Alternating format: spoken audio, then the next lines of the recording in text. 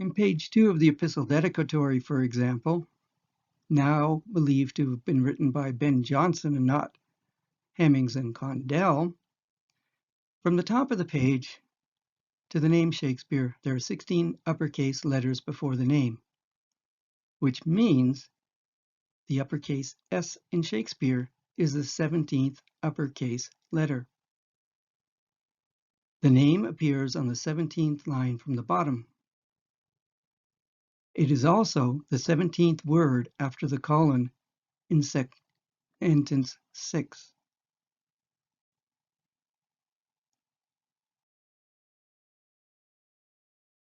Between our Shakespeare at the top and the servant Shakespeare, 16 words begin with uppercase letters. People are encouraged to view Orphans and Guardians in the first folio to get a fuller explanation of why this is so. Also, the name is the 17th word in the last sentence.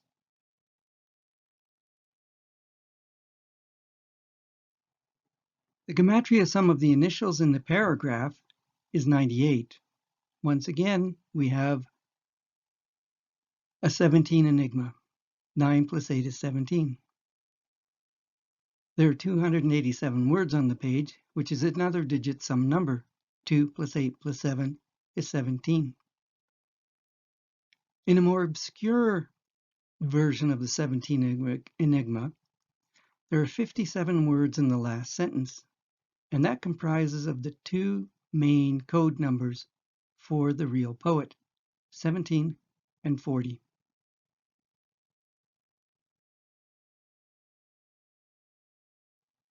Johnson continues to play the 17 enigma game on page 1 of his poem, To the Memory of My Beloved the Author.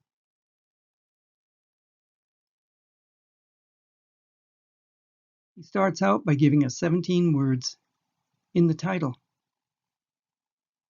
It's another clue that the number is important in the text.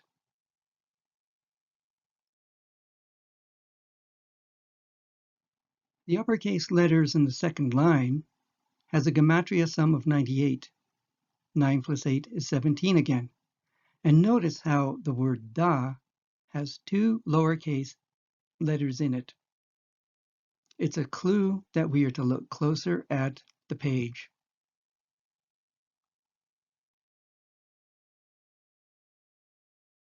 Looking closer, we see that there are 17 spaces from the decorative T to the uppercase S in the first line. That's an exact mimicry of what happened in the dedication to Venus and Adonis on line 3 with the word will. The numbergram acrostic, which goes down the far left-hand margin of the poem, adds to 17. There are also 17 words from the true beginning of the poem where he begins, I therefore will begin, which is on line 17, to the name Shakespeare.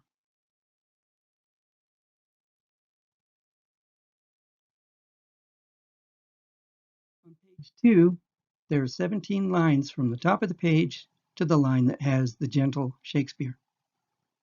There are 17 couplets between my Shakespeare on page 1 and the gentle Shakespeare on page 2. Shakespeare is also the 17th name in the list of poets. There are also 17 uppercase letters from gentle Shakespeare to Shakespeare's mind on page 2.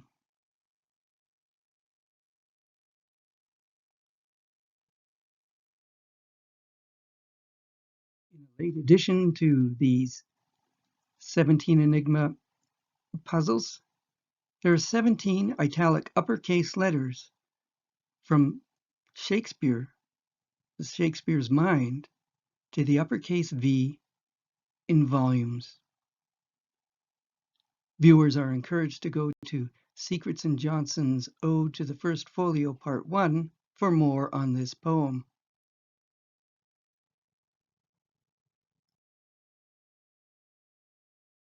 In the table of contents, we begin our account at the beginning and end of the quaternion. This is the only section which has 4 sheets or 16 pages, as opposed to the ternions, which comprise the rest of the first folio, which are 3 sheets or 12 pages. And the quaternion is located in the second part of Henry IV. When we count the number of plays listed before the quaternion,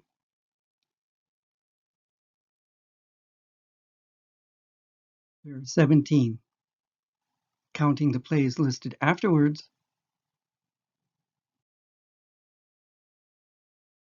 there are also 17. This is the main reason why Troilus and Cressida was not listed in the catalogue of plays. Viewers are encouraged to view my video, Some First Folio Enigmas Solved, for more.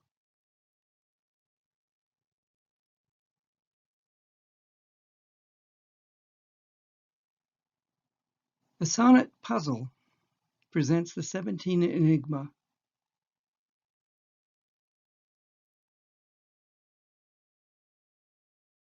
In which the poet explains the 17 enigma in these 3 sonnets.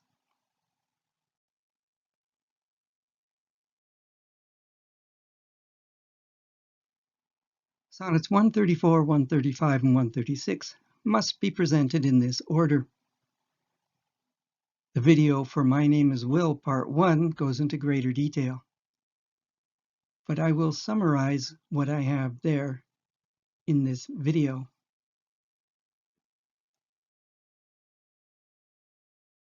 Riddle Sonnet 1, Sonnet 135,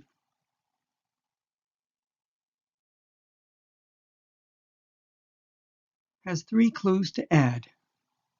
This is the rhetorical device of polyptoton, in which a word is used 3 different ways. We have addition, addeth, and add in this sonnet. And we are told explicitly what we are to add because we have 13 wills. This is an example of the rhetorical device of perissologia.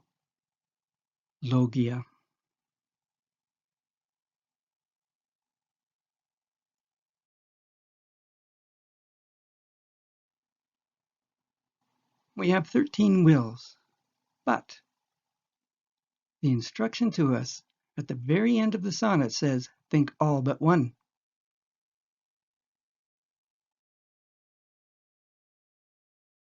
Therefore, we end up with 12 wills.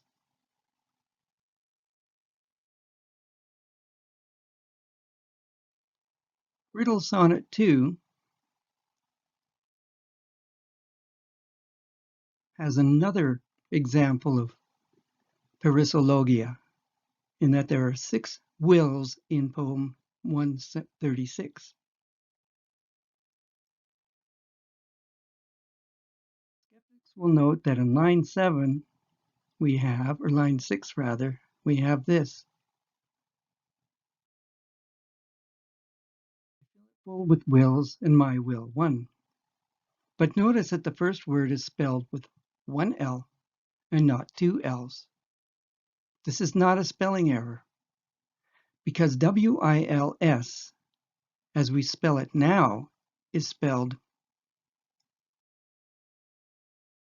ILES, wiles, which means trick. So he is saying that he has filled this poem, or these poems, with tricks, and his will is one of them.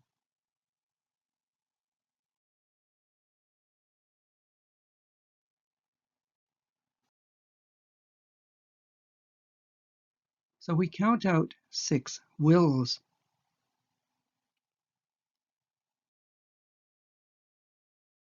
We have an instruction again. Among a number, 1 is reckoned none.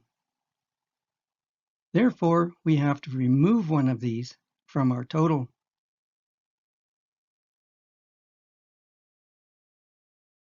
Now we have 5 wills.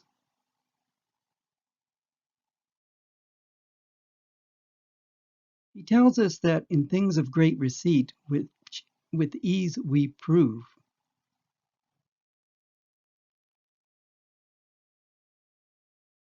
The great receipt is the grand total of what we're going to get.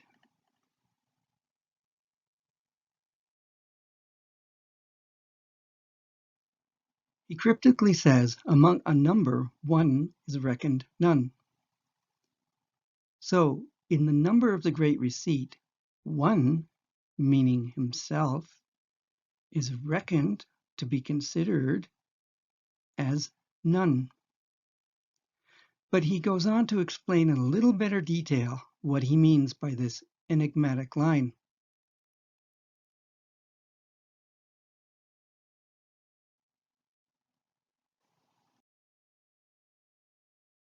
And in the number, let me pass untold. The number is the great receipt.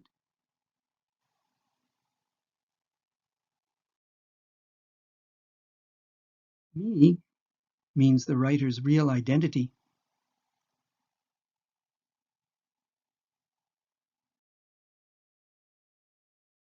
Means to convey or transport, such as pass the peas. The football was passed to the receiver. And it means to convey or transport. So how is he to be transported in the number?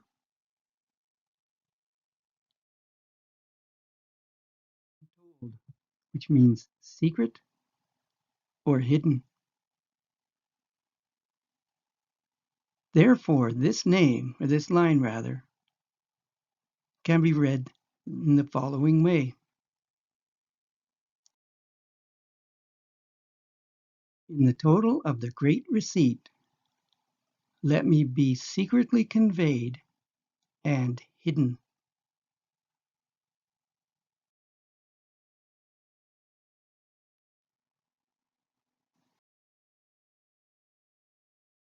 If we have followed the instructions in both of these poems correctly, Sonnet 135 has 12 wills, Sonnet 136 has 5 wills, and the Great Receipt gives us 7 wills in the number.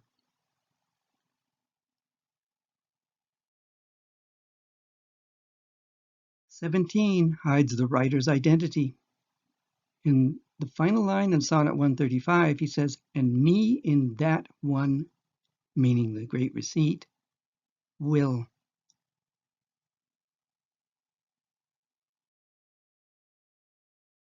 So we have 17 wills connecting Sonnets 135 and 136.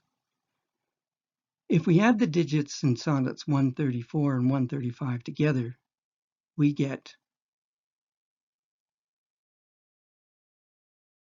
a digit sum of 8 plus 9, which is 17. 17 connects Sonnets 134 and 135 just as surely as Sonnets 135 and 136 are connected by 17 wills, the Great Receipt.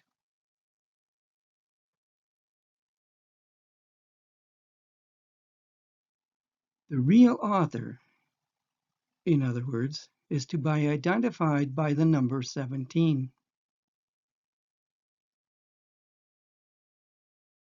That's why I say the writer explains the 17 enigma in these sonnets.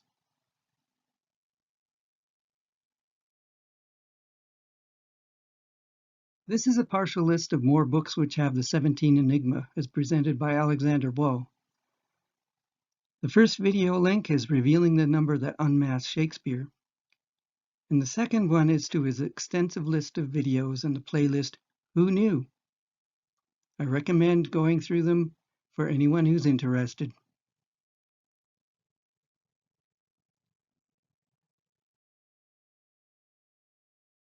Presenting all the major candidates for authorship, including 3 that are quite dubious. When we see their numbers, we can ask the rhetorical question,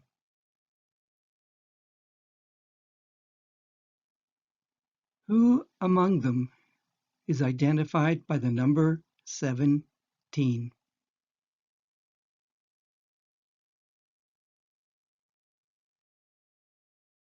Thank you for watching. Stay safe.